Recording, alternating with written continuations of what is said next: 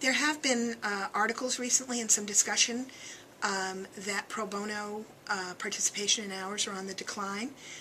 Here at the Pro Bono Institute, we actually have hard data and statistics on pro bono, and what we found is that that is not the case. In 2009, the law firms that report to us on their pro bono performance actually achieved a record-breaking 5 million hours of pro bono assistance. And while we don't have the year-end figures yet for 2010, we did do a mid-year survey that demonstrated that pro bono was holding its own despite reductions in headcount, lessened revenues, and lots of changes. So in fact, the picture for pro bono for at least the segment of the legal population that we work with, major law firms and legal departments, is a very positive one.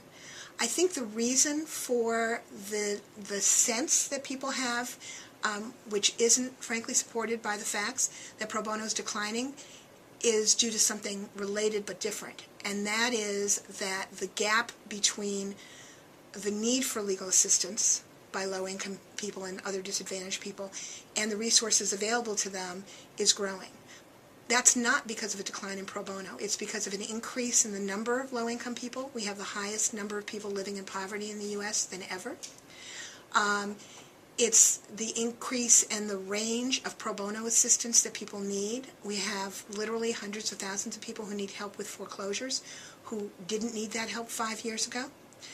And it's also the reduced resources available from public and publicly funded legal services and public interest programs who have been terribly impacted by the downturn and the Great Recession. So what do we do about lessening the gap because the situation really is of crisis proportions? One suggestion that's been made, and it's a very laudable one, by Pennsylvania Supreme Court Justice, is that every lawyer in that state, which is facing the same situation, frankly, that all the other 49 states are in terms of access to civil legal services, that every lawyer in that state take on one pro bono matter. Certainly, part of the answer is that more people do more pro bono, and that is very, very important, and so I commend him for that. However, it's not, frankly, the entire answer. If every lawyer in the state of Pennsylvania, or even every lawyer throughout the U.S., took on one pro bono matter, we still wouldn't address that gap. And so part of what I think needs to happen here is that we need to think about not just more pro bono, but smarter pro bono.